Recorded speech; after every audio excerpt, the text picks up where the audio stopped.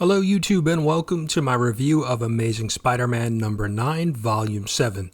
We're going to get into spoilers, so if you don't want to be spoiled, here's your warning. Let's take a look at the creative team. We have writer Joe Kelly and guest artist Michael Dowling. Issue 9 starts with a flashback of Aunt May and Peter at a department store. And Peter is climbing inside a clothes rack, and he mentions seeing darkness.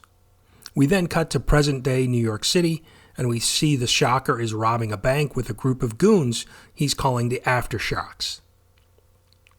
Peter is nearby, and the Shocker acknowledges him, asking if he's got anything to say. Peter replies, "Nope, not me." We then see J. Jonah Jameson on Peter's phone, and he's ranting and wanting to know where the heroes are. He also wants to know where someone is who will remain nameless. Spider-Man. Peter is thinking to himself and reminds himself that there's nothing that he can do but keep his head down and survive. That's his life now. We then cut to Peter and Brian at work, and they're testing and demoing a new device, and their boss is impressed with their work. At the end of the presentation, Brian tries to set up Peter with one of his coworkers, and the boss reminds him that he's been to HR over similar things like this before. We then cut to Norman, who's visiting Peter at work, and reminds him that they have work to do, that someone tried to kill Norman a while back, and they never figured out who it was, and that the Hobgoblin is still out there. Peter says he's working on these things, and Norman asks if he has talked to Aunt May, and Peter tells Norman not to bother him again at work. We then cut to Aunt May, who's at feast with her new boyfriend, Ricardo. Ricardo is asking about Peter, and May tells Ricardo that Peter doesn't want to speak to her. We then cut to Harlem, where we see the Shocker is taking his bank score to Tombstone to pay an old debt, and Tombstone is happy with Shocker's work. We then cut to Peter heading home, minding his own business, when MJ comes calling. Aunt May asks MJ to check on Peter since he won't return her calls. MJ tries to have a heart-to-heart with Peter, and even reveals her secret of recently becoming Venom. Peter says the two of them deserve each other, and he slams the door on MJ. We then cut to Robbie and Shay walking in New York City. They are talking about Peter. Shay, who's a nurse, doesn't buy Peter's story about being hit by a car. In fact, it was Hellgate who beat him to a pulp.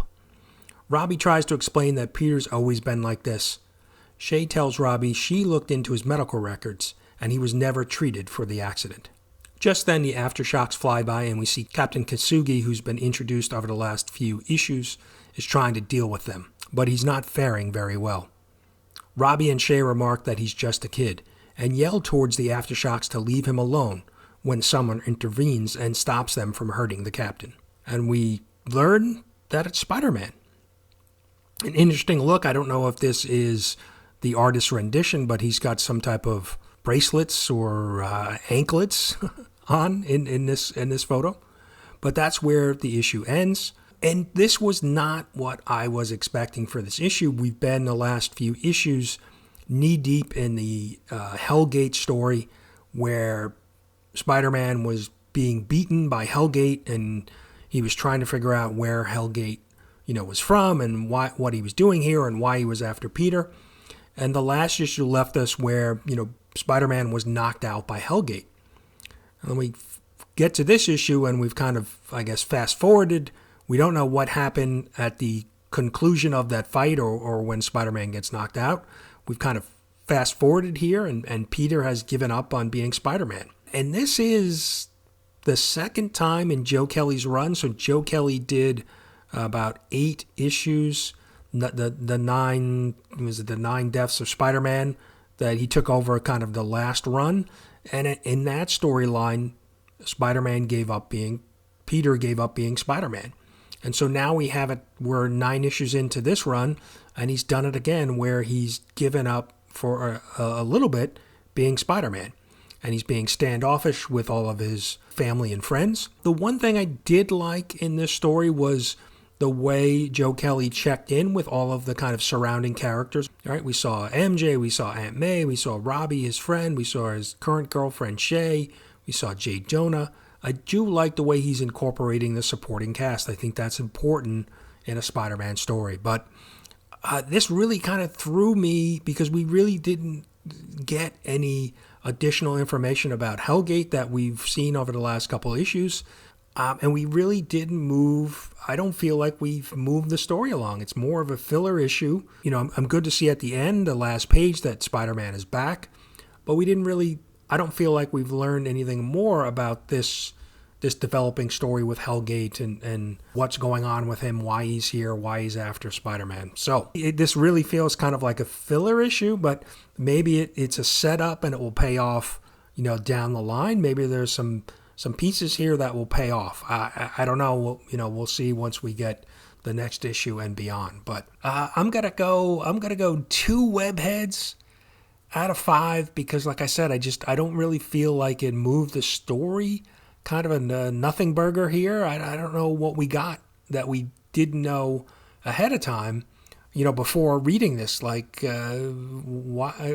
why did he give up being, and maybe that's the big reveal that we're going to get in the future, why he gave up. There was some reason why he gave up being Spider-Man that just wasn't revealed yet. So we'll see. But yeah, so that's what I got for you today. Leave me a comment. Let me know if you picked up this issue, if you read it, what did you think?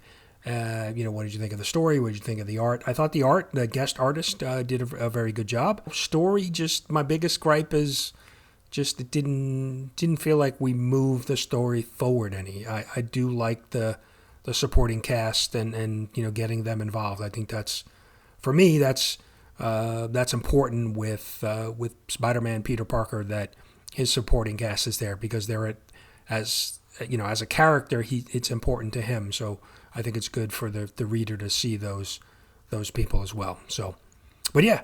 If you're not reading, let me know what you thought of the review, my breakdown. Drop me a comment. Appreciate you watching. We'll see you next video.